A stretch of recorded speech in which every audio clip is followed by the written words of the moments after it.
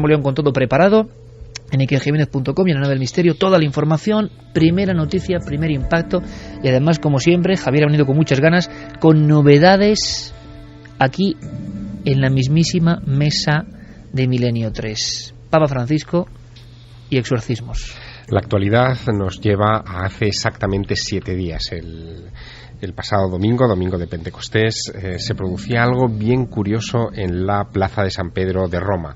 El Papa Francisco había terminado su misa y, como es habitual en él, descendió entre los fieles para, acercarse a ellos, intercambiar algún tipo de opinión, incluso bendiciones. Y ahí, en medio de la multitud, le esperaban 2 personas. Una era un sacerdote, del que ya conocemos su nombre. Las imágenes que han dado la vuelta al mundo eran imágenes sin nombres, sin referencias, y desconocíamos la historia que había detrás. Ahora ya la conocemos. Uno era un sacerdote, como te digo, mexicano, Juan Rivas, que llevaba a un feligrés suyo, que parecía más joven en las imágenes, pero que ha resultado ser un vecino de Michoacán, de México, llamado Ángel, de 43 años.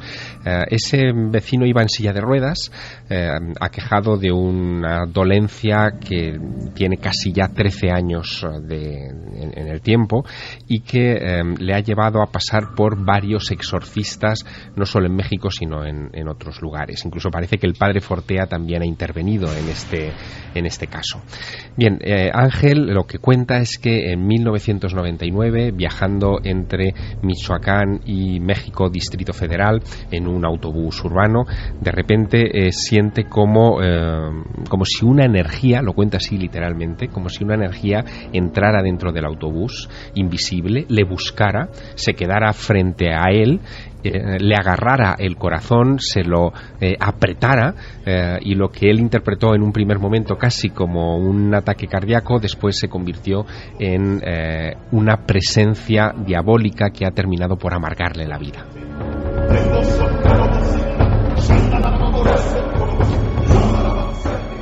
El padre Juan Rivas y Ángel habían visitado Roma en estos últimos días de mayo, con la intención casi desesperada de tener un breve encuentro con el Papa Francisco, y que de alguna manera les ayudara a encontrar un exorcista. Se reunieron con el padre Gabriel Amorth en esos días romanos, y el padre Gabriel Amorth quedó convencido de que ese hombre estaba realmente poseído, que había algo extraño en toda esta historia. Así que en 3 ocasiones intentaron acercarse al Papa Francisco en sus actos públicos, pero no fue hasta el domingo de Pentecostés, hasta el pasado día 19 de mayo, que por fortuna el Papa Francisco se les acercó. Lo que cuenta las noticias en esta semana, y sobre todo a raíz de un pequeño vídeo divulgado por una televisión de la Conferencia Episcopal Italiana, la Televisión 2000, TV 2000, es que el Papa Francisco se acerca a estos 2 personajes, al señor de la silla de ruedas y al cura que lo acompaña. Intercambian unas palabras que no se escuchan en el vídeo, pero sí que se ve al Papa Francisco poner las manos sobre la cabeza de esta persona, mudar su rostro, se queda como muy serio durante un momento. La persona sobre la que ha colocado las manos el pontífice se altera y parece que sufre como una pequeña convulsión, y al cabo de unos segundos el Papa continúa su marcha hacia la siguiente persona a la que saluda, mientras el sacerdote entrega un cartapacio a uno de los asistentes del pontífice, ¿no? A una de las personas de su séquito. Lo que ha dado la vuelta al mundo son estas imágenes. Todas las agencias de información se han hecho eco de ello, diciendo que se trataba de un exorcismo express que había practicado allí el Papa. Y fíjate, lo curioso es que las reacciones que se han producido en las siguientes horas han sido muy significativas. Al poco de divulgarse las imágenes, el director de TV 2000, de la televisión oficial de la Conferencia Episcopal en Italia, el señor Dino Boffo, salió pidiendo excusas por la divulgación de esta imagen en un programa que se llama Va de Retro, dedicado precisamente a cuestiones diabólicas, diciendo que esto no había sido todo un error de interpretación, que no había habido tal exorcismo y que el Papa solo rezó. El portavoz de la Santa Sede, Federico Lombardi, ya digamos que esto sería el último impacto que tuvo esta noticia, negó también el exorcismo, dijo que allí no se produjo un exorcismo. Pero fíjate, en las declaraciones que mañana el diario El Mundo va a publicar en el suplemento Crónica, tanto el que padre... es un suplemento excepcional, porque Sí. suelen sacar unos temas increíbles, siempre lo hemos dicho, hay que dejarlo claro. Pues fíjate, el propio Juan Rivas y Ángel, el paciente, digamos, la persona, en fin, poseída, cuentan su historia y cuentan algo que no se ve en las imágenes y que a mí me ha llamado mucho la atención, porque lo que cuenta, por ejemplo, el padre Juan Rivas es que se acercan al Papa y literalmente le dice: santidad, esta persona necesita su bendición, le han visto 10 exorcistas, le han hecho más de 30 exorcismos y los demonios que lleva dentro no quieren salir.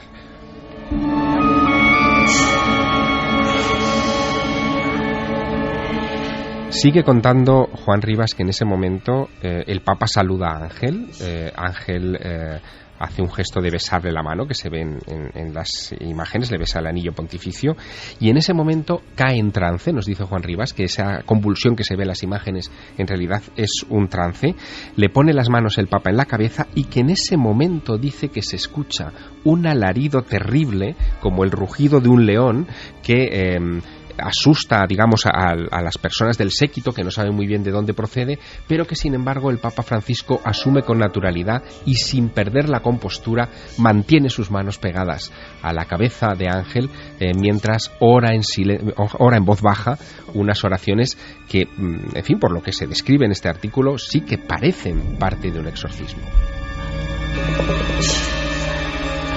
Un alarido animalesco como el que precisamente terminaba el corte que hemos puesto de la película terrorífica, el encuentro entre el padre Carras y Reagan. Por cierto, Carmen, hay toda una historia, yo no quiero indagar un poco en esto, igual es demasiado sombrío, lo dejamos, porque hubo personas con problemas incluso en los doblajes y demás del Exorcista, pues tenían que forzar a unos niveles la voz que era increíble, y al final bueno, pues hubo histeria o algo más, ¿no? Pero se convertían casi en gritos guturales, en expresiones animalescas, que es una de las cosas propias, ¿no?, de evidentemente los supuestos poseídos. Es increíble, sobre todo, yo no sé qué opináis, compañeros, la descripción del encuentro de este hombre, porque es lo de siempre, o sea, siempre hay un testigo que cuenta algo que parece alucinante. O sea, en mi vida he escuchado, no sé, vosotros amigos, en mi vida he escuchado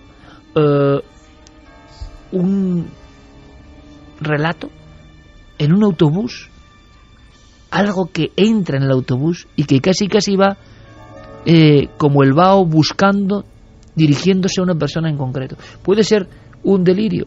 Las mentes delirantes tienen esta imaginación. Bueno, pues qué fantástica y terrorífica imaginación, ¿no?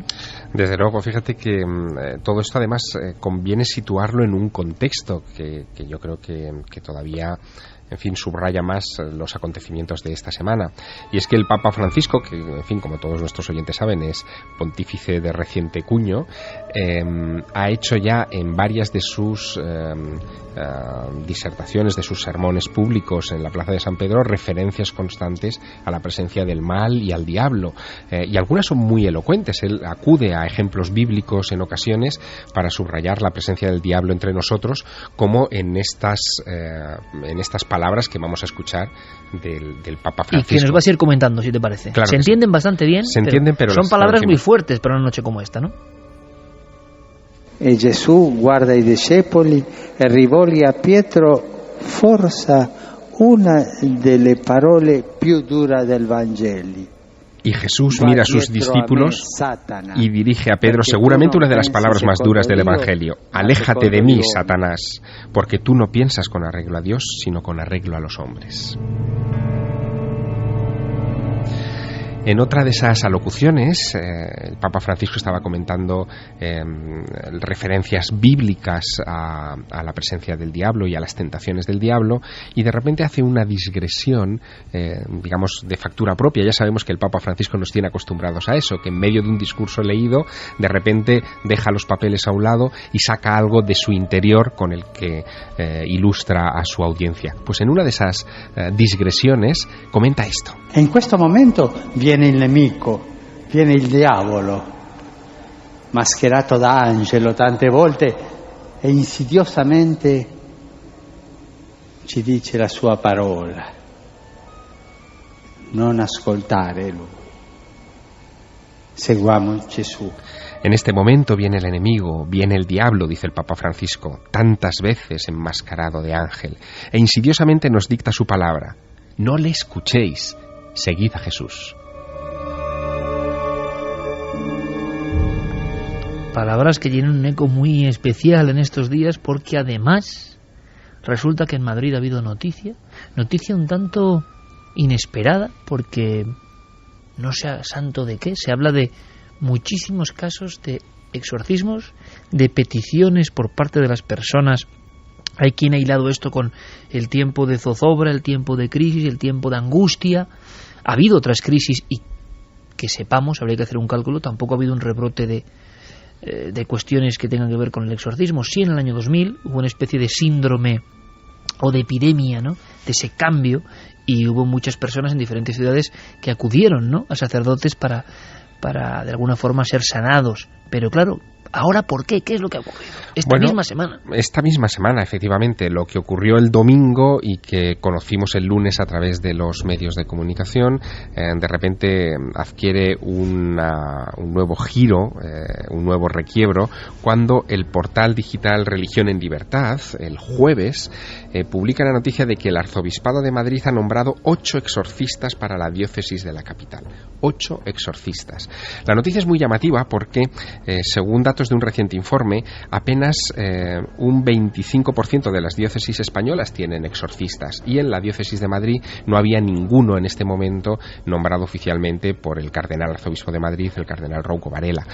Así que la información, en fin, destaca muchísimo, y lo que se convierte en un impacto mediático que tiene su repercusión en recortes de prensa de todos los periódicos, es seguido unos días más tarde por rotativos como ABC, que el día 25, hoy, publicaba que esos 8 exorcistas en realidad están terminando un curso de formación. Todavía no están en activo, están a cargo de uno de los tres obispos auxiliares de Madrid, de César Franco, y que todo ha sido por el aumento de la demanda de exorcistas a la conferencia episcopal. Dicen que, y aquí es donde se mezclan cosas muy discutibles, ¿no? Hablan de que hay muchos casos de amarres, de mal de ojo, pero ahí mezclan el reiki, hablan de esoterismos varios, y en general se refieren a esto como que ha aumentado el número de víctimas del, y cito textualmente, el mundo oculto.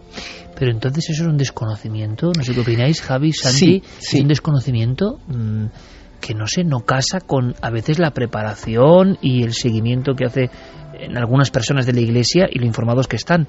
¿Cómo que el reiki, cómo que los amarres o las cuestiones de magia afrocubana tienen que ver con exorcismos?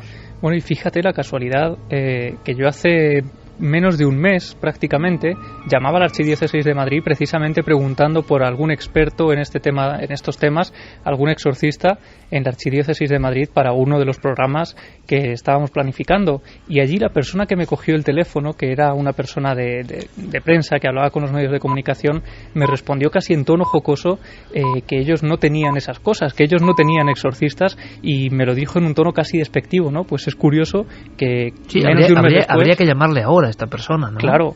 Y si en todo esto ha tenido algún impacto la campaña mediática de un libro sobre el infierno. Es decir, parece demasiado, sí, ¿no? Pero no deja de ser curioso que el libro Inferno de Dan Brown se haya publicado el día 16 de mayo, que todo el mundo más o menos esté hablando de esto. Incluso ha habido algún gran suplemento de periódico que se ha dedicado íntegramente al infierno y a las creencias en el infierno, y de repente ha saltado esta información como consecuencia de... Me parecería algo que, repito, poco preparado por parte de instituciones que tendrían que estar más preparadas, pero como ocurre muchas veces y con todos los respetos, ¿no? Cuando se habla a veces de criminología satánica o cuando se habla de grupos sectarios, uno ve que hay tal desinformación de lo que es el ámbito del misterio respecto a las cuestiones policiales, respecto a las cuestiones judiciales, respecto a las cuestiones religiosas, que se asombra con toda la información que hay hoy más visible que nunca, hoy más actualizada que nunca, con toda la información, datos, archivos que hay, que siga habiendo esas mezcolanzas para las personas que de alguna forma están por encima, nos sorprende mucho, ¿no? Es una situación muy cutre, por llamarlo de alguna forma. Puede tener una explicación. Precisamente, supongo que es el programa al que te referías, el día que no estuviste tú, dedicamos nuestro programa a el auge de todo tipo de rituales, de todo tipo de magias negras, etcétera, etcétera, precisamente en la actualidad en nuestro país. Tiene que ser una situación que tiene que estar alarmando seriamente a la Iglesia. A fin de cuentas, en cierto modo están, entre comillas, perdiendo parroquia. La gente está empezando a recurrir más que a su confesor o más que a su sacerdote, a brujos, a videntes, a santeros, etcétera, etcétera. Yo creo que eso siempre ha sido así, Santi, ¿eh? Sí. En los últimos 30 años, los santeros, los amarres, los reikis y el mundo de lo oculto estaba exactamente con la misma fuerza, yo creo. A lo que voy es que si realmente existe cierto número de personas arrepentidas o que les ha salido mal o han tenido una mala experiencia, que acuden pidiendo ayuda a la Iglesia, sí puede ser conveniente que la Iglesia tenga expertos en estos temas, que además, por si acaso se encuentran con un genuino caso de posesión, tengan esa formación de exorcista. No creo que le vayan a practicar un exorcismo a cada uno que llegue diciendo que ha sido víctima de un amarre o que le están echando mal de ojo, pero sí para asesorar, sí para aconsejar, sí para dar de alguna forma guía espiritual, que para eso están los sacerdotes ante una situación y una serie de fenómenos que pueden estar angustiando a muchas personas. Es un tema delicado, y ¿sabéis lo que a mí me llama la atención con el tema en concreto, ¿no?, de los exorcismos en la Iglesia? Yo recuerdo cuando pude entrevistar a Gabriel Amor, citado antes por Javier Sierra, personaje fundamental, que incluso dio origen a esa película, ¿no?, de alguna forma, la vida de un exorcista en Roma. El padre Amor puede ser excesivamente crédulo, quizá por lo que ha visto, no lo sé. Era una persona muy afable, pero en un momento dado se puso muy serio, me miró muy fijamente y dijo a la cámara: el gran problema es que en el Vaticano y en la Iglesia en general, los sacerdotes ya no creen en el diablo. Y por tanto, se produce una división extraña. Los pocos seguidores del dogma de fe, que evidentemente se refieren a las influencias negativas, al mal conformado casi en una entidad que está constantemente tentando al ser humano, ¿de acuerdo? Pero si se cree en una cosa, se debería creer en la otra. Y por otro lado, esos exorcistas, esos especialistas, esos sacerdotes, esos representantes de la prensa de la diócesis de Madrid, yo que sé, que se atreven a reírse de algo que es dogma de fe y que es un pilar fundamental de su propia religión.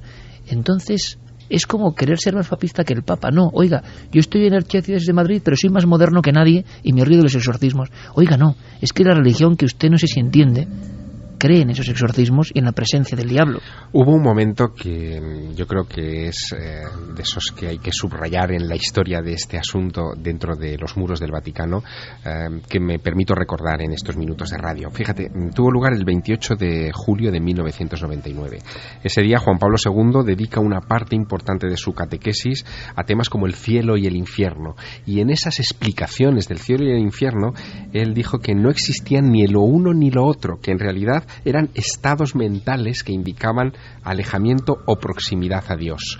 Cuando hace esas declaraciones, que las recogió toda la prensa internacional y que de vez en cuando se recuerdan cuando se habla de este asunto, se crea una fractura entre los que están dentro del propio Vaticano, creyendo que el diablo es una entidad casi física que es capaz de influir directamente en personas. Como se ha creído desde Mesopotamia, ¿eh? Exactamente, como se ha creído desde Göbekli, desde hace 8.000 años antes de Cristo. Así que ahí es donde empieza, yo creo, esa fractura, ese gran debate cuyas consecuencias estamos viviendo todavía. Pero hoy. Esto además es tremendo, Javier, Santi, porque yo creo que es la base de casi todo. Es decir, el materialismo nos lleva a que en las propias religiones la gente diga que es religiosa sin saber por qué es religiosa. Y me van a permitir esto. Yo que dudo de todo y que intento aprender de todas las religiones, siguen una religión porque la han seguido sus padres, porque hay que seguirla, sea cual sea, me da igual. Pero al final no entienden esa religión, ni entienden los fundamentos mistéricos de esa religión, ni poderosamente sagrados de esa religión, en el concepto multidisciplinar que tiene el concepto y la idea de la palabra de lo sagrado. Cuando pierden esa referencia, uno es de una religión como es casi de un equipo de fútbol, repito, con todo el respeto, no, yo soy así o yo soy asá, pero tienen la increíble desfachatez de reírse de cosas que a ellos, desde su cultura materialista, que es en la que viven, la del siglo XXI, no entienden, se ríen. Pero ¿cómo que el diablo? ¿Cómo? No, es que hay diablos, hay exorcistas. Si tú crees en eso, otra cosa es que no creas, tienes total libertad, pero creyendo realmente, y sobre todo ya representando a las personas de esa religión, te sorprende. Y lo digo sinceramente, yo he hablado con exorcistas oficiales, con muchos, y algunos es que parecía que no es el caso, que creían yo más en el diablo que en ellos. Entonces era un sinsentido. Oiga, ¿usted me quiere decir a mí que los exorcistas ya no es lo que era, que los exorcismos? Pues entonces quítese de exorcista. O no crea en esta religión. Es decir, si perdemos el fundamento real, mental, sagrado de las cosas, al final las religiones se convierten como en banderines que no se entienden. ¿Qué entenderá, por ejemplo, Carmen, que ha escrito mucho sobre estos temas? Yo no sé si le sorprende, a mí me sorprende muchísimo, me parece un guirigay tremendo. Ahora, no sé, 8 exorcistas que creerán en el demonio, o será solo una pose, no lo sé. ¿Tú qué opinas? Pues no lo sé, me imagino que algo tendrán que creer, pero a ellos los han elegido para que estudien para ser exorcistas, no es una labor que haya nacido de ellos. Es decir, Rocco Varela ha dicho, tú y tú, que son los que más o menos dais el perfil, os vais a poner a estudiar en tiempo récord el Rituale Romanum, porque hacen falta exorcistas. Porque o sea, no ha sido una petición de ellos. No ha sido una petición de ellos. En este caso ha sido Rocco el que ha dicho que hay que nombrar exorcistas, porque está viendo cientos de peticiones y él ha elegido a esos 8 sacerdotes. No sé si porque verdaderamente creen en el demonio, creen en el diablo, si ya han hecho exorcismos en alguna otra ocasión. Lo que sí se sabe es que están estudiando no solo el Rituale Romanum, sino también otros libros que hablan de exorcismos y de demonios. Entre ellos los de Gabriel Amor también. Sí, efectivamente. Bueno, es que los de Gabriel Amor son los únicos que verdaderamente se cuentan casos verídicos en los que un exorcista oficial ha intervenido. También estaba ahí Corrado Balducci, ¿no?, como otro de los importantes hombres del Vaticano, entre comillas, que hablaban de exorcismos. Claro, parecen cosas carcas dentro de la propia Iglesia, o de facciones de la Iglesia que no quiere que se relacione el mundo de la Iglesia, con todo el respeto, con lo arcaico. Pero claro, lo arcaico es que es muy importante en las religiones. Pero es que están viendo que no es arcaico, Iker, que es necesario, que hay una pérdida de valores, una crisis no solamente económica, sino una crisis de fe tremenda que está llevando a la gente a buscar en otros lugares. Pero ¿cómo no va a haber crisis de fe si el exorcista o el sacerdote se ríe de los exorcismos muchas veces? Algunos. Bueno, algunos. No pocos, no pocos. Lo que ocurre es que a veces también tratan de curarse en salud, porque el 1 de marzo de este año, hace unos meses, aparecía un titular en algunos medios que decía: la Iglesia española realiza exorcismos a enfermos de esquizofrenia, y hablan de un caso, una mujer llamada María, no se especifican los apellidos, que acude a la iglesia a pedir ayuda porque dice que está siendo poseída. La Iglesia de Madrid, la Archidiócesis de Madrid, se niega a ayudarles, dice que la mujer sufría una presencia maligna, según estos artículos que salen publicados, y en ese momento aparecen algunos médicos del Hospital San Carlos diciendo y de alguna forma denunciando que la Iglesia española está practicando exorcismos esquizofrénicos. Es que al final la división entre materialismo y creencia va a existir para un médico en concreto, y tiene todo su derecho. Yo aquí no critico a nadie, expongo lo que creemos o creo. No puedo admitir la presencia del demonio. Por eso la película El exorcista es una obra maestra. Los médicos veían unos fenómenos, pero no pueden admitir algo en lo que no creen, no está en su parámetro. Y luego otra cosa, ¿por qué es obra maestra El exorcista? Porque se repite la gran historia. El cura moderno, el cura en crisis de fe, el cura que quiere ser cura del siglo XX, en este caso universitario, apuesto, no quiere saber nada de demonios que parecen cuentos de brujas en los que él no cree. Por eso quizá tiene crisis de fe, y de repente llega el cura anciano que viene de Irak, ni más ni menos, y le cuenta una serie de cosas y su semblante cambia porque empieza a asistir a una serie de hechos que él ni imaginaba. Por eso, no, es El exorcista la obra maestra. ¿Qué opina nuestro público en la nave del misterio en el 10 de contacto, Carmen? Pues mira, César Guillén, por ejemplo, dice 40 años del exorcista y nombran a sacerdotes exorcitadores. Se temerán la llegada del anticristo, el Papa. Darbox dice: eso de elegir exorcistas a mano alzada no me convence demasiado. ¿Cómo aprendes a luchar contra algo que no crees? Gus, en el supuestísimo caso de que la posesión demoníaca fuera real, muy raro sería que el Papa realizara un exorcismo en 7 segundos. Bueno, al parecer son 14 segundos y es una oración, ¿no? Es una oración de liberación, lo que en realidad... Es como un exorcismo menor, ¿no? No llega a ser exorcismo, es una oración para calmar a los supuestos demonios. En este caso, Gabriel Amor decía que esa persona en concreto, ese hombre de 43 años, tenía 4 demonios dentro de su cuerpo.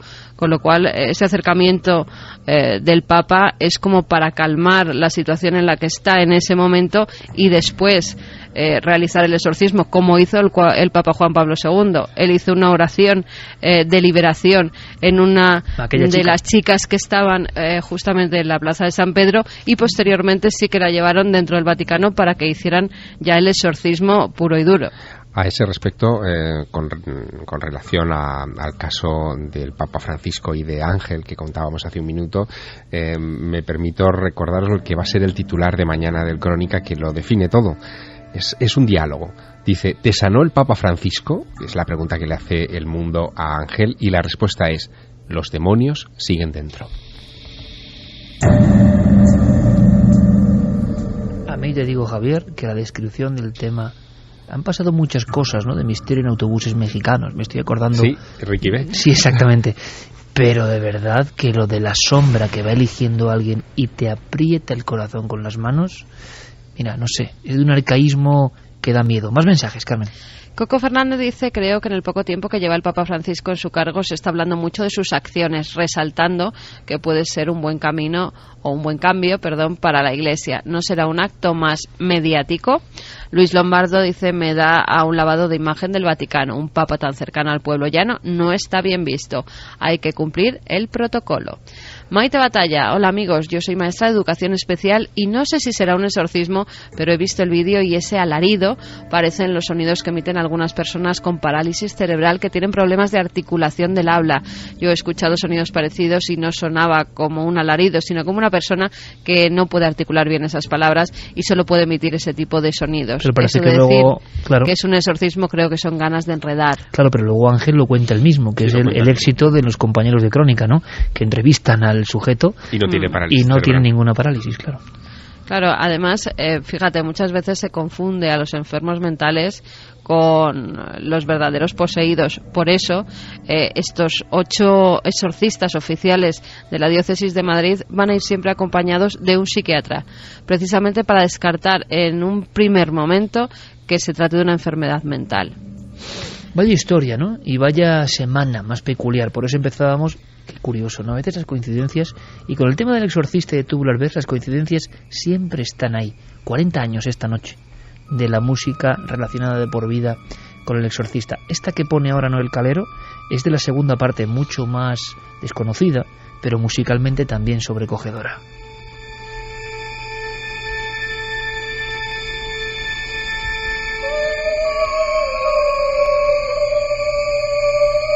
A veces no hay que añadir nada más, ¿verdad? Los sonidos nos llevan, en este caso, a Irak, a las estepas de Irak, a los demonios todavía latentes entre las ruinas.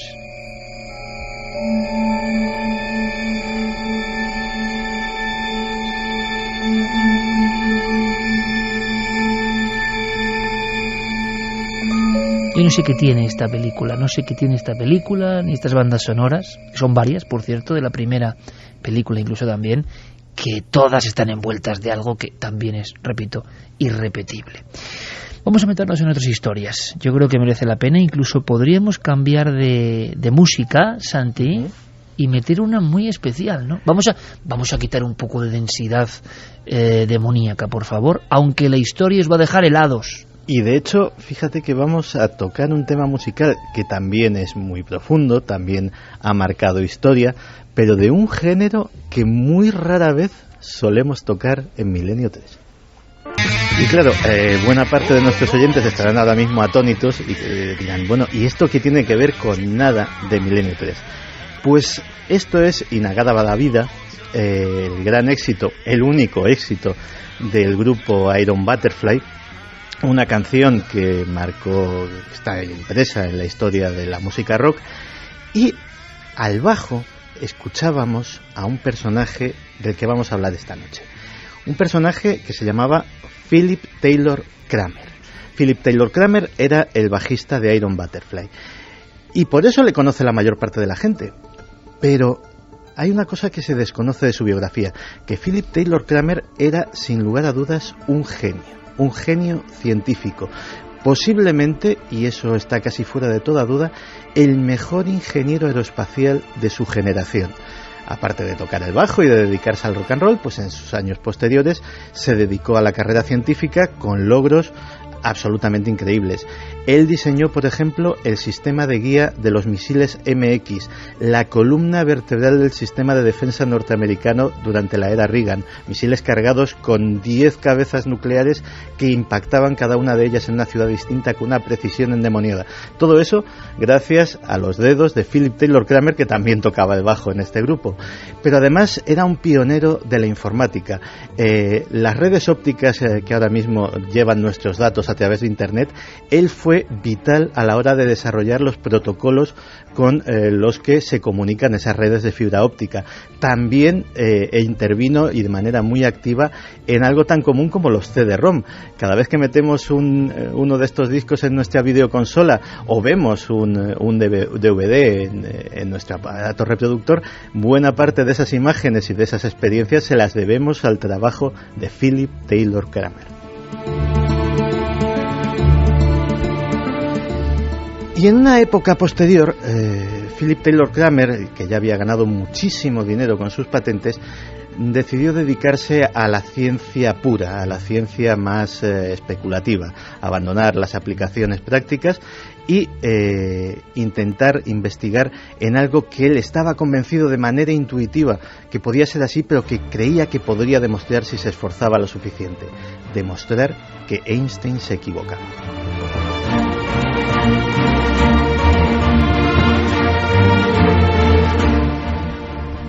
Y así llegamos a 1995. En 1995, Philip Taylor Kramer escribe cartas, está muy agitado porque dice que lo ha conseguido, que lo ha encontrado, que ha encontrado un sistema viable de transmitir información y objetos físicos más rápido que la velocidad de la luz.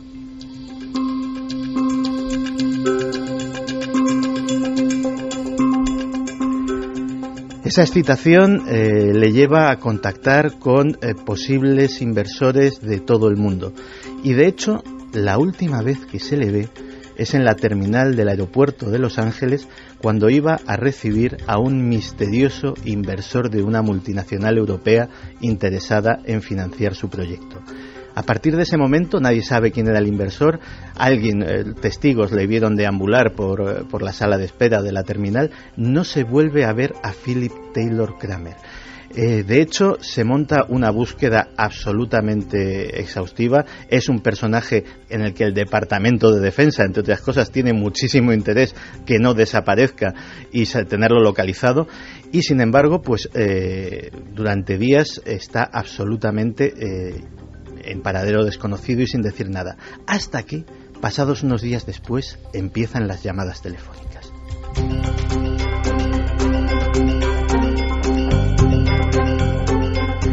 Y empiezan las llamadas telefónicas a esos mismos amigos, a esos mismos familiares a los cuales había anunciado la buena nueva de su descubrimiento, pero estos ya no le reconocen. Es una persona que está en un estado de agitación extrema, que prácticamente delira, que dice que le persiguen, que dice que alguien quiere hacerse con su descubrimiento, que dicen que hay fuerzas más oscuras de lo que creemos manejando los intereses científicos del mundo.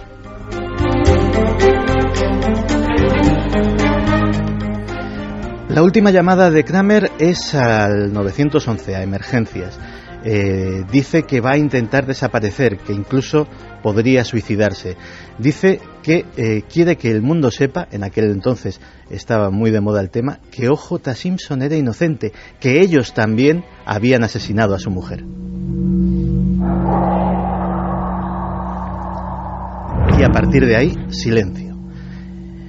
Entre 1995 y 1999 no se sabe nada de Kramer. Llega a dedicarse un programa especial de la popular presentadora Oprah Winfrey sobre los más buscados de Estados Unidos, en el que uno de los rostros que encabezan es el suyo. Finalmente, en 1999, un excursionista en un cañón perdido de California encuentra un coche y dentro del coche un esqueleto. Las pruebas forenses no dejan lugar a dudas. Era el cuerpo de Philip Taylor Kramer.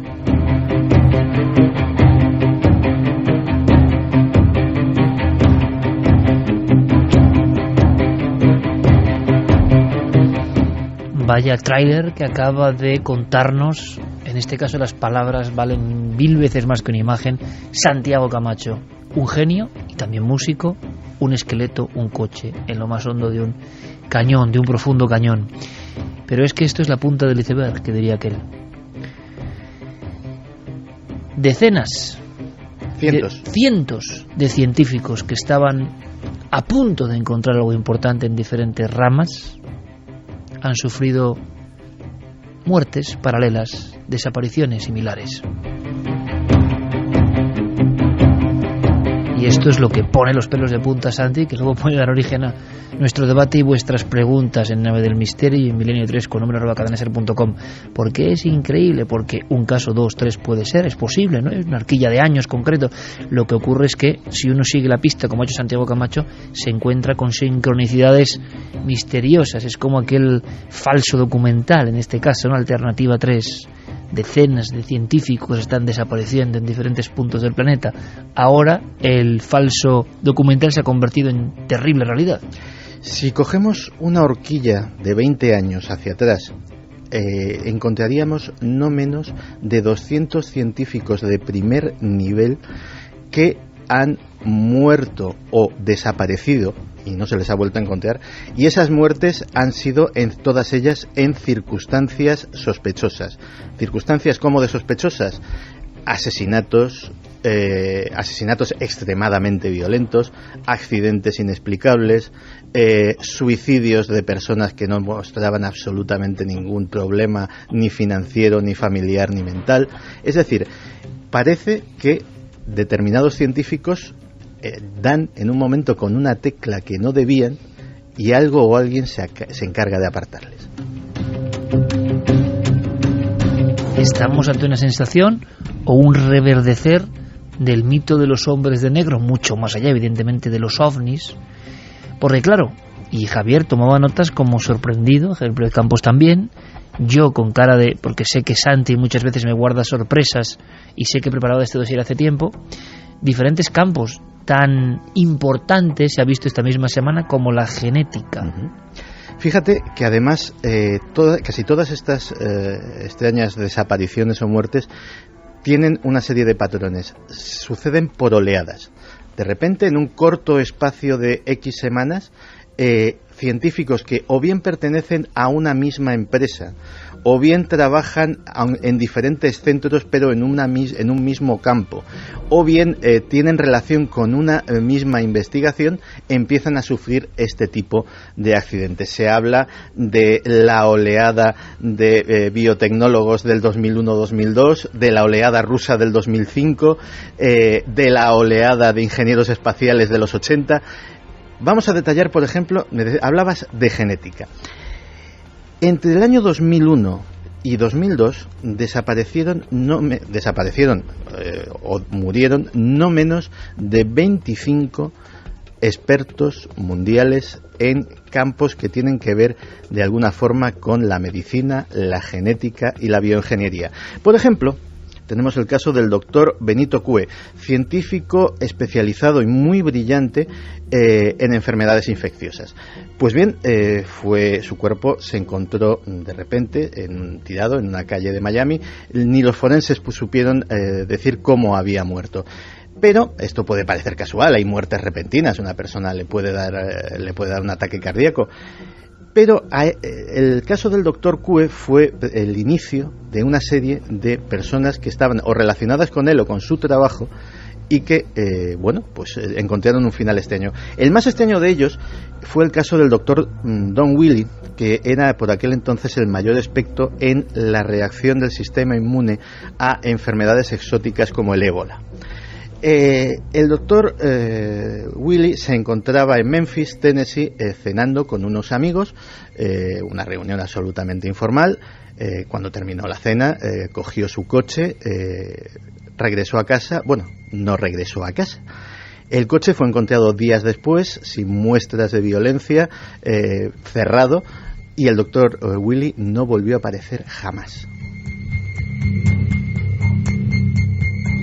No sé qué piensas, compañero Javier, porque te veo, porque esto suena a realmente trama tremenda y hay mucho más, pero yo pienso, fíjate, hoy hemos recibido en la redacción, es curioso, ¿no?, varios libros, no puedo citar a todos los autores, tenemos mucho tiempo, por fortuna, gente que se edita libros muy interesantes. Uno se llama Genjo, otro es un hombre cerro que hace libros con ilustraciones, una chica nos manda sus discos, todos autoeditados, y todos además nos han contado esta semana qué bonito lo que significamos para ellos. Y yo, escuchando a Santi y Javier, digo, sé de muchas novelas y de muchas historias que luego llegan a la ficción después de escuchar Milenio 3, y nos encanta ser semilla de todo eso, pero es que no me extraña. Es que ahora mismo, con lo que está contando Santi, tú ves el inicio de un bestseller mundial, Javier. Yo lo he visto clarísimo, sobre todo este concepto de que las muertes vienen por oleadas y además qué extraño virus, ¿verdad? Y centradas en sectores concretos, que eso es lo que más llama la atención, como si de repente un sector concreto del avance tecnológico, científico, en un momento de la historia molestase y trataran de detenerlo. Es que además hablamos de campos muy sensibles, Santiago. Terminemos con la famosa oleada de bioingenieros. Solo una semana después, un conocido del doctor Willy, que era el doctor Vladimir Pasernik, se desplomaba víctima de un misterioso ataque cardíaco en pleno centro de Londres. El doctor Robert M. Schwartz, que era un conocido investigador de la secuenciación del ADN, que por aquel entonces estaba casi en pañales, fue apuñalado en su casa de campo y sin robos, sin ningún tipo de explicación por parte de la policía. Seth Van Neguyen, que era experto en enfermedades animales y en su mutación posible para que se contagiasen al ser humano, es decir, estaba interesado, por ejemplo, en cosas como el paso del SIDA del mono al hombre, etcétera, etcétera, fue encontrado ahogado en su propio laboratorio porque falló la esclusa del aire. Era un laboratorio de máximo aislamiento, él trabajaba con virus, pues esa esclusa de aire falló inexplicablemente, él se quedó atrapado sin poder respirar, y finalmente, cuando se consumió todo el aire del laboratorio, pues murió allí. Permíteme añadir una simple apostilla que da más miedo a todo lo que da mucho miedo que estamos contando, y es que estamos en la franja fundamental de investigación sobre las nuevas enfermedades que asombran al mundo, como la cuestión de las enfermedades espongiformes trasladadas desde cierto ganado al ser humano, la mutación de algunos virus como el ébola, o la terrible historia también del kuru traído de algunas conductas y tribus arcaicas que se investigan especialmente en esos años, porque está habiendo una serie, y lo recordarán muchos oyentes, de virus incontrolados que nadie sabe qué hacer con ellos. Luego, curiosamente, en otra oleada todo el mundo se olvida de la noticia, ¿no? La lista es tan larga que simplemente voy a resumir. Atado a una silla, desnudo y apuñalado. Atropellado por un coche que se subió a la acera mientras hacía footing. Accidente en una avioneta privada.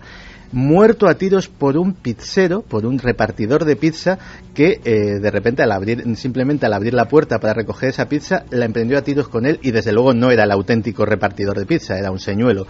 Es decir, toda una serie de especialistas en ese campo, en esa oleada extraña del 2001-2002, fueron abatidos, o como en el caso que citábamos antes, desaparecidos sin dejar rastro.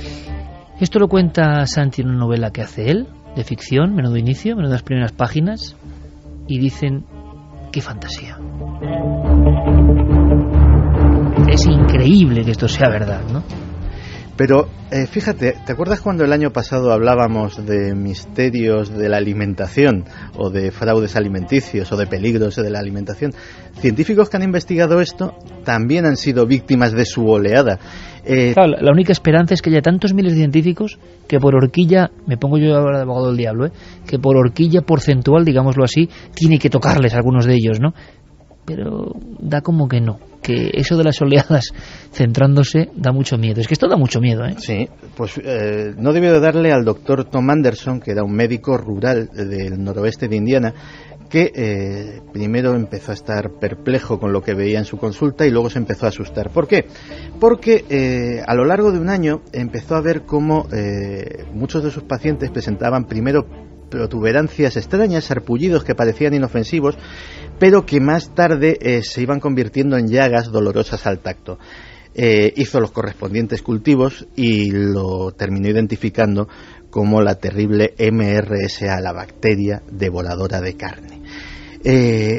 Claro, ¿qué hacía en un pueblecito de Indiana una incidencia brutal de casos de esa bacteria devoradora de carne, que parece un problema exótico, pero que en Estados Unidos se lleva por delante la vida de 18.000 personas al año, más que el SIDA? Es decir, estamos hablando de un problema médico muy serio. El doctor Anderson tenía espíritu inquisitivo, espíritu científico, y empezó a investigar. Y algo le llevó a las decenas de explotaciones porcinas que había alrededor de su pueblo, en su comarca de Indiana, que al parecer se dedicaba a eso. Y dijo, a lo mejor hay un vínculo entre estas dos cosas.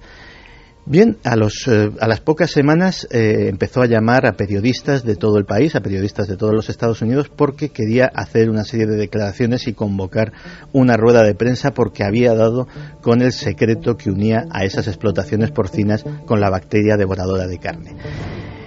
Justo 2 días antes de la fecha convocada, el doctor Anderson, de 54 años, moría de un ataque al corazón.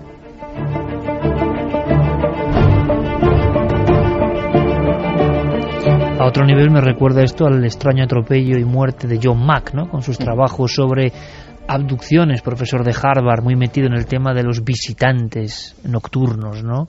Y las supuestas agresiones de origen desconocido. Pero claro, un ataque al corazón sí es conveniente para determinadas personas, pero no es raro. Ahora, ¿tú qué posibilidades crees que un matrimonio de científicos se ahoguen juntos en la piscina de un hotel? Pues eso fue lo que sucedió en el Hotel Branson de Missouri a Fayun Meng y Chunyan Zhang, de 29 y 26 años, matrimonio, científicos ambos de la Universidad de Missouri, y que estaban trabajando y estaban a punto de culminar un trabajo en el cual unía determinadas enfermedades que nunca habían sido unidas con ello. ¿Con qué? Con el uso de determinados pesticidas en la agricultura. Pues justo cuando estaban a punto de culminar ese estudio, la pareja fue encontrada en la piscina del Hotel Branson de Missouri, ahogados los dos. Lo curioso es que la policía lo calificó como un accidente.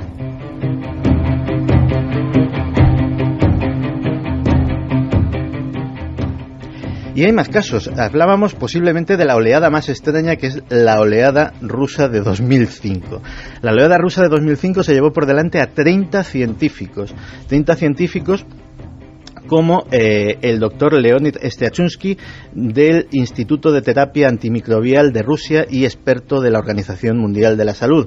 El 7 de junio de 2005 este doctor fue golpeado en el vestíbulo de un hotel con un objeto contundente en la cabeza, y alguien le robó su ordenador personal y 2 celulares, dos teléfonos móviles. Curiosamente, en aquella época estaba investigando una misteriosa epidemia de hepatitis A que estaba teniendo lugar en una región concreta de Rusia. Una epidemia que los rumores locales la asociaban a un accidente con armamento biológico. Pero es que además el doctor Striachunsky estaba precisamente diseñando un antídoto o diseñando una vacuna para que esas personas afectadas pudieran curarse.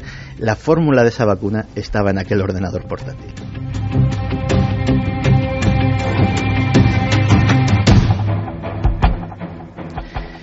Posiblemente lo más extraño que haya sucedido sea el caso de un físico nuclear que se llamaba Sergei Boidanovich. En octubre de 2003, Boidanovich, de 46 años, subdirector del Laboratorio de Empresas Unidas de Minería y Química, con acceso a todo tipo de papeles confidenciales, esa empresa trabaja para muchos proyectos secretos rusos, desapareció sin dejar rastro.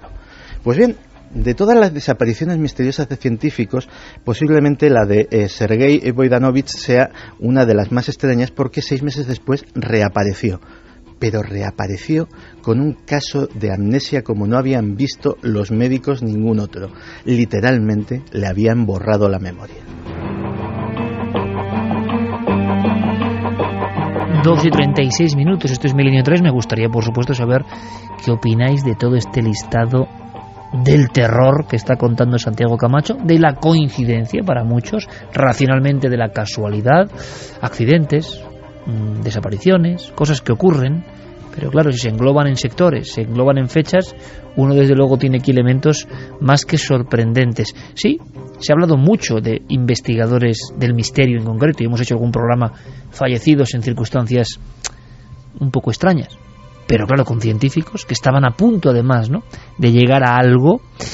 Yo no sé, Carmen, qué opina el público después de escuchar lo que se ha escuchado en estos últimos 20 minutos.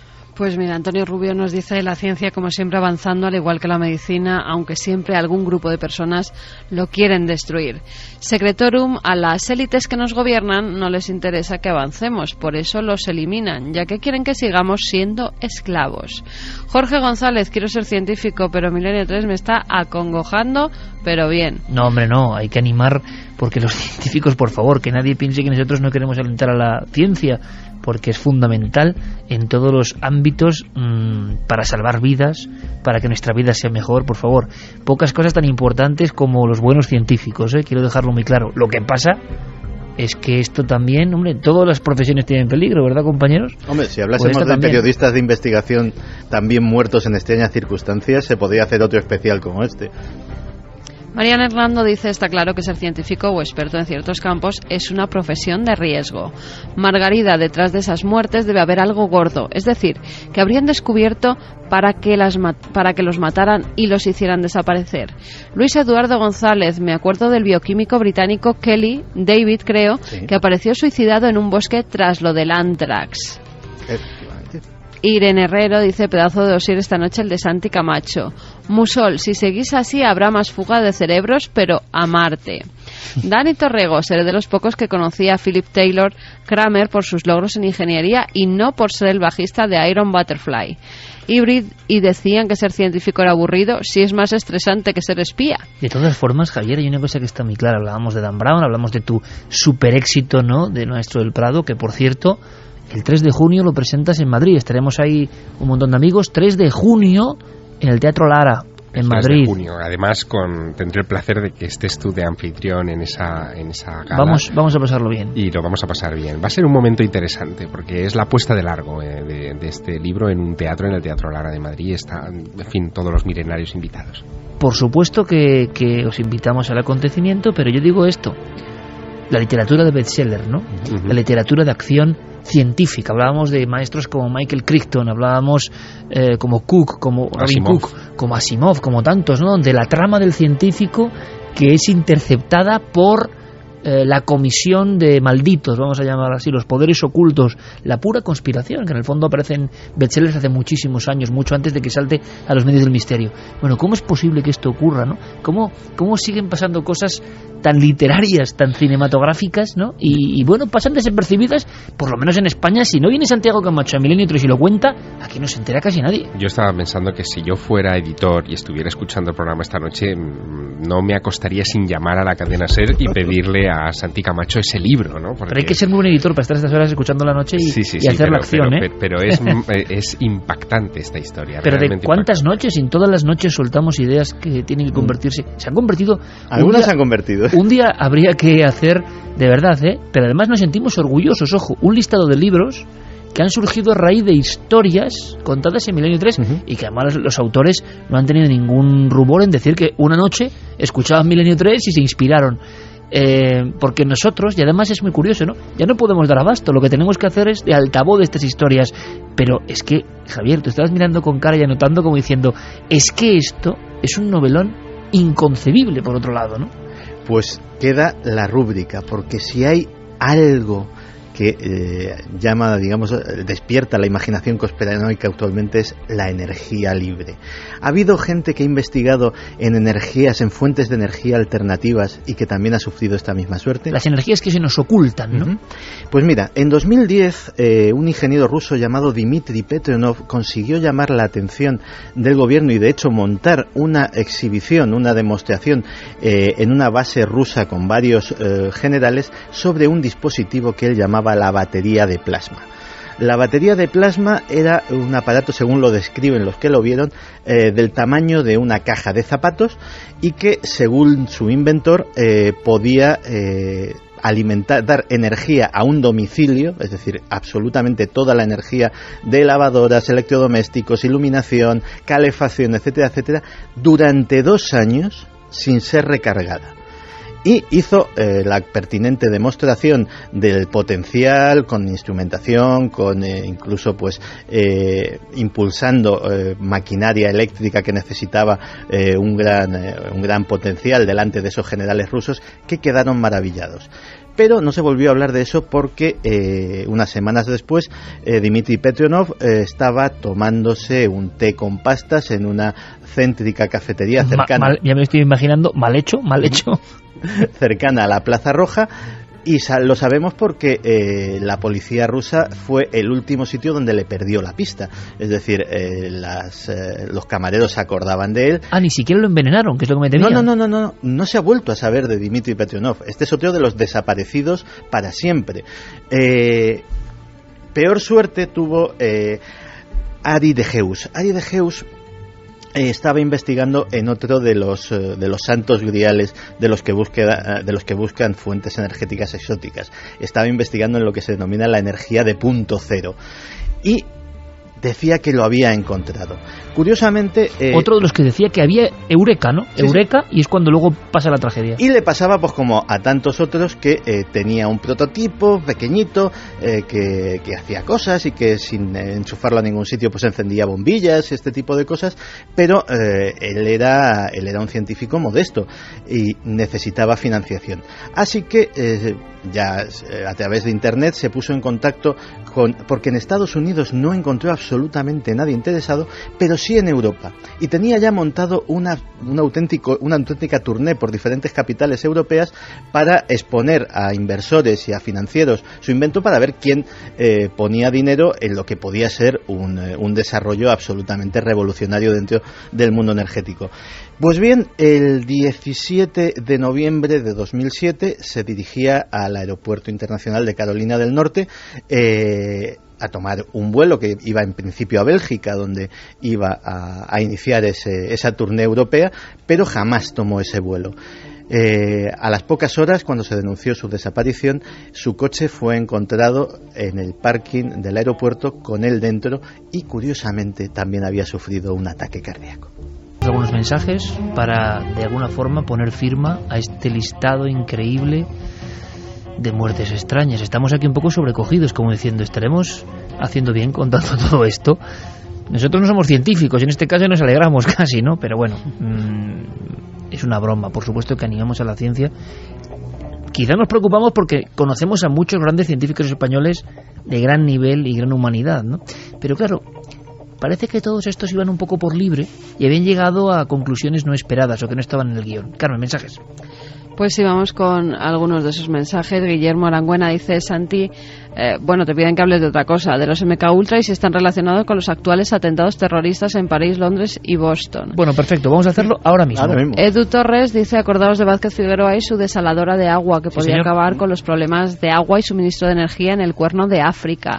Nuestro amigo Vázquez Figueroa está muy bien de salud, y que siga así muchos años. Pero ves, también ha tenido tremendos problemas para encontrar financiación, algo que está demostrado que funciona a la perfección. Rubén Sánchez, coches eléctricos funcionales, ¿para cuándo? Esta noche he visto un coche eléctrico y deportivo en Puerto Banús y funcionaba muy bien, pero claro, es cuestión de negocio y dinero del petróleo. Miguel Ángel dice: recuerdo las inexplicables muertes de bioquímicos en todo el mundo cuando salió el caso del Anthrax en 2001. Sergio Basso: Santi, ahora nos vas a contar la misteriosa muerte de Philip Taylor Kramer, ¿suicidio o suicidado? Bueno, ya nos lo has contado. Y también siguen el debate en torno a lo que han sido el exorcismo del Papa. El vídeo se está viendo por toda la red y la gente sigue opinando. Venga, pues lo dejamos para luego, para la tercera hora. Que también nos escribe Antonio Sánchez, que es un científico de profesión, nos dice, y que le da mucho miedo que lo que pueda descubrir sea la razón de su muerte. En nuestro mundo nunca estás seguro de para quién están desarrollando una nueva tecnología. Jolín, vaya, ¿cómo se llama este científico? Se llama Antonio Sánchez. Jolín, pues de verdad, Antonio, como científico no lo sé, seguro que sí, pero como periodista nos has lanzado un titular que nos ha dado en todo el corazón. Hombre, claro que no tienes que tener temor, pero fíjate lo que nos dice, ¿no? A ver si lo que descubro resulta... No, la inmensa mayoría de descubrimientos científicos se emplean para el bien, para el avance, eso hay que dejarlo claro. Hay una serie de casos que quedan ahí, y claro, son los casos sobre los que queremos saber más, pero hay que pensar que, por ejemplo, en el ámbito médico, ¿no? ¿Cuánta gente está ayudando a vivir, ¿no? ¿Cuánta gente está ahora estas mismas horas estudiando, quemándose las cejas con libros, con probetas, probando vacunas, historias para que vivamos mejor? Eso es lo que hay que tener siempre como esperanza. Aunque es verdad que cuando escuchamos a Santi, o los últimos acontecimientos que vamos a contar, hay una extraña sensación de desazón en este mundo, ¿no? De un sitio inseguro, que se ha vuelto inseguro, que uno bueno, que le puede pasar cualquier cosa en cualquier momento. Y si no, que se lo digan, por desgracia. Vaya imágenes, yo prefiero casi ni comentarlo, porque esto ya es el delirio total. Estos casos dice nuestro amigo Eric Frattini, lo ha llamado el terrorismo Nike, lo ha dicho él, en el plan just do it, o sea... solo hazlo, ¿no? Ahora de alguna forma. Claro, acciones extrañísimas. Nos preguntaban por eso, Santi. ¿Podemos informar? Pues podemos informar porque todo el mundo conoce lo que sucedió el otro día en Londres. Que es delirante, o sea, yo no sé. Que es delirante lo que sucedió, es delirante la cobertura, yo creo que esas imágenes con esas manos ensangrentadas, con esos cuchillos de esa persona, dando explicaciones con un aplomo que era absolutamente irreal. O sea, eso sí que era entrar en una campana de irrealidad. O sea, estaba... ¿No hay teorías de la conspiración sobre esas imágenes? Sí, hay teorías de la conspiración y lógicamente pues hay quien ha dicho hasta que todo estaba preparado, etcétera, etcétera, y que estábamos ante la típica historia de falsa bandera, ¿no? Pero lo cierto es que aquello sucedió delante de decenas de testigos que dan fe de que la hazaña de estos dos individuos con el soldado fue máxima y llegaron a decapitarlo. O sea, muy difícil de simular como efectos especiales. Pero es que hoy mismo, esta misma tarde, en París, una persona no identificada que vestía una chilaba y tenía pues aspecto de ser norteafricano, atacaba con un cúter, con un cortapapeles a un soldado que estaba llevando a cabo una vigilancia contraterrorista y con la intención de rebanarle el cuello, intención que se vio frustrada por la resistencia de esta persona y que aún así fue herida. El sospechoso ha huido, no está identificado y la gendarmería francesa pues sigue las pesquisas. Iba con una chilaba, que también el titular que tiene Javier dice: un barbudo con chilaba apuñala a un militar francés. Es todo como una serie de iconos. Yo no sé si porque se quiere ver así, porque es así, no tengo ni idea, pero desde luego es también de película de macabra, desde luego. Así que le hemos recurrido a Eric Frattini y le hemos preguntado exactamente qué está sucediendo, porque estamos ante un fenómeno como poco inédito.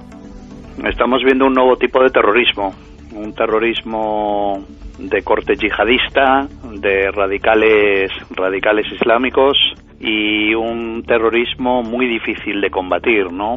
Es un terrorismo que no necesita una formación de células, es un terrorismo que no necesita financiación de ningún tipo, por lo tanto es muy difícil de detectar esa fuente de financiación, porque no tiene fuente de financiación, y que es muy fácil de llevar a cabo y de ejecutar porque está realizado por eso que la prensa llama lobo solitario, que las fuerzas de seguridad llaman invisibles y que la prensa estadounidense está comenzando a denominarlos como terrorismo Nike, por el lema de la compañía Just Do It, solo hazlo. Y bueno, es el nuevo terrorismo al que nos enfrentamos. Al menos es un fenómeno nuevo en lo que concierne al terrorismo yihadista. Muchas veces hemos hablado de ese gran desconocido del mundo terrorista que era el terrorismo de extrema derecha en Estados Unidos, que de hecho provocó el atentado de Oklahoma City. Allí este fenómeno ya se conocía y lo llamaban células fantasmas. Directamente se abogaba porque cualquiera que comulgase con el ideario de determinada organización extremista estadounidense podía actuar en su nombre haciendo lo que le pareciese siempre y cuando hiciera daño al gobierno federal y a ellos les parecía de perlas, les parecía maravillosamente. Así que digamos que esto se ha aplicado a otro ámbito de este macabro mundo del terrorismo. Pero claro, hemos tenido Boston, que a fin de cuentas se puede englobar perfectamente en esta corriente. Y que hay también una novedad un poco extraña, ¿no, Santino, el tema de Boston? Sí, parece ser que dos de los agentes que intervinieron en el arresto de los hermanos Tsarnaev han fallecido, curiosamente, esta semana, cayéndose desde un helicóptero por accidente también. En fin, historias muy raras. Se le han abierto los ojos, pero extraordinariamente. Parecía un poco un ídolo mesopotámico, Javier, O sea, ha puesto una expresión ahora mismo de decir, es que esto ya es... O sea, claro, llevaba un mes y pico fuera de la radio, o no sé cuánto. Se echaba de menos. Claro, y esta expresión de decir, ¿pero esto qué es, no? Y, pues decíamos, teníamos Boston, teníamos Londres, tenemos París hoy... Y claro, cabe preguntarse si esto es el principio de algo o simplemente, bueno, es una mala temporada, una serie de coincidencias, así que también se lo preguntamos a Eric. Yo creo que estamos bien, vamos a ver una oleada, porque claro, cuanto más terror provocan, más cobertura informativa le damos los medios de comunicación, y esa cobertura informativa lo que hace es envalentonar más a muchos radicales en muchos países de Europa y muchos países occidentales para llevar a cabo este tipo de atentados. ¿Qué estamos viendo? Pues una propagación de ese tipo de terrorismo que, como te digo, es muy difícil de detectar porque son invisibles, son gente como tú o yo, son gente que tiene tu pasaporte, el mismo pasaporte que tú, no tiene antecedentes penales como tú y de repente un buen día se radicalizan y cometen un ataque. 2:53 está pasando ahora mismo, ¿no? El Milenio 3 se convierte siempre en revista de actualidad, ya lo sabéis. Eric Frattini, nuestro colega, que además ha publicado ahora mismo un libro que tiene que ver, una novela, sobre Londres y terrorismo islámico y contraterrorismo. Y fijaos lo que ha ocurrido también, qué tremenda carambola. Pero claro, hay algo que no nos cuenta Eric, que a mí me parece que es la pregunta pendiente, que yo quiero trasladaros, ¿no? ¿Qué pasa entonces en una persona que ya no es ni siquiera... Bueno, que es quizás segunda generación, que está en un país que le ha brindado las puertas, los estudios, que le ha dado todas las garantías, incluso personas que estaban alejadas repentinamente de esas ideas más o menos frenéticas y delirantes en ocasiones de acabar con el enemigo porque no piensa como tú, o sea, esa majadería travestida un poco de religión. Bueno, ¿cómo es posible que... ¿Qué célula, qué neurona se dispara? ¿Cuál es el momento en que alguien, por lo que parece, dice, bueno, ahora voy a hacer este atentado? Se juega su vida también, porque lo lógico es que le acaben disparando, como ha pasado en Londres. Es lo lógico, lo que tienen que hacer los servicios de inteligencia o detener a estas personas, o acaben en la cárcel, ¿no?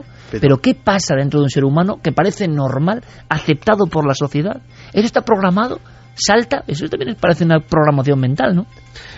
Probablemente también haya un factor importante a tener en cuenta, que es el factor del ego, esa segunda generación a la que tú aludes, que está integrada perfectamente, tiene las dificultades que tenemos todos para abrirnos camino en la vida.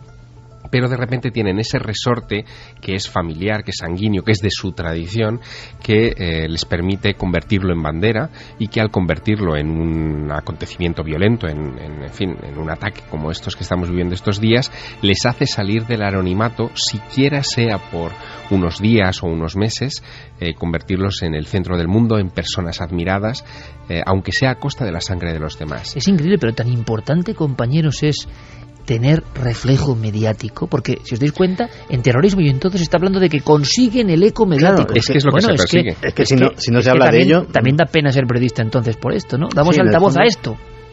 En el fondo, efectivamente, de alguna forma les hacemos el juego.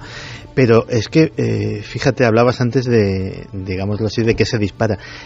Te recuerdo que, por ejemplo, en el caso de los atentados de Londres, del metro de Londres y de los autobuses, todos eran británicos y algunos, de hecho había un jamaicano, ni siquiera eran oriundos de países musulmanes, eran musulmanes de primera generación, digámoslo así, eran conversos ya en el Reino Unido, con lo cual digamos que ni siquiera estamos hablando ya de una identidad cultural súper arraigada, etcétera, etcétera. No, son personas que yo creo que se agarran al radicalismo islámico como si procediendo de otra etnia o de otra extracción cultural se podrían haber agarrado al neonazismo o se podían haber agarrado a cualquier o al Ku Klux Klan en Estados Unidos, por poner un ejemplo. Es decir, son personas que ya de por sí tienen una mentalidad y una cultura del odio y digamos que se apuntan a esa bandera como se podrían en otras circunstancias haber apuntado a cualquier otra bandera del odio de las muchas que hay. Otro de los problemas derivados de este tipo de acciones son las reacciones contrarias al caso. Desde lo ocurrido esta semana pasada en Londres, Scotland Yard ya ha contabilizado 150 incidentes violentos, actos de vandalismo contra mezquitas, agresiones verbales y pintadas contra musulmanes. Es decir, que también... Una oleada de indignación, ¿no? Exacto, una oleada de indignación, pero que no deja de ser un reflejo casi de lo mismo, pero en el lado contrario, ¿no? Así que mucho cuidado también, la responsabilidad de los medios en este momento es máxima y, sin embargo, quizás se está abordando el tema con la mayor ligereza de la historia. Y luego, fíjate, Javier, qué curioso, nosotros que hemos rondado mucho por esa tierra que llaman Tierra Santa y luego también por varios países, ¿no?, donde nacen muchas culturas, el origen mesopotámico de muchas de ellas, es curioso que todo esto que nos está afectando ahora mismo, que sale en las portadas de los periódicos, todo esto que es el día de hoy, hablando desgraciadamente de crímenes a veces tan abyectos, tan injustos, tan de alimañas, que causa vamos, casi vomitona referirse a ellos, pero todo nace además por unas cuestiones, claro, luego como para reírse, ¿no?, de los demonios y de los ángeles, y todo nace de unas cuestiones de la religión que si se va al tronco de esas religiones, vamos a esas zonas del planeta donde pasaron ciertas cosas, donde el bien y el mal tienen una pelea que se sigue reflejando hoy, porque no se mata o no se combate, no se hace esto por dinero, no, es la religión que sigue haciendo al hombre algo irreconciliable consigo mismo. Sigue siendo el gran enigma, el gran misterio y la gran cicatriz todavía, ¿eh? La última vez que yo puse pie en Tierra Santa y que entré en la explanada de las mezquitas, tuve que atravesar un control de seguridad muy notable, con, en fin, detectores de metales, cacheo, etcétera. Y la única pregunta, que me hizo el guardián palestino que controlaba el acceso a la explanada de las mezquitas es si llevaba una Biblia encima. Estaba prohibido introducir Biblias en la explanada de las mezquitas. Así está el patio, ¿no? Así está el mundo enfrentado, personas contra personas, con unas cuestiones muy remotas, muy antiguas. Seguiremos indagando, seguiremos viajando. Javier, gracias por volver. Muchísima suerte, compañero. El día 3 de junio, lo anunciaremos la semana que viene, nos vemos para presentar El Maestro del Prado. Gracias, compañero. Muchísimas gracias. Y enhorabuena por todo tu éxito, como siempre. Gracias. Santi, mañana te veo como contando siempre. Muchas cosas, como siempre, y gracias por la lección de esta noche, aunque nos has dejado... ¿Molestaremos nosotros a alguien? Hay que empezar a pensarlo ya. Gracias, Santi. A ti. Javi, tú quédate porque vamos a hablar de un congreso con revelaciones sobre supuestos extraterrestres, un hotel misterioso, muchas cosas. Ahora todas las noticias con los compañeros de la cadena SER.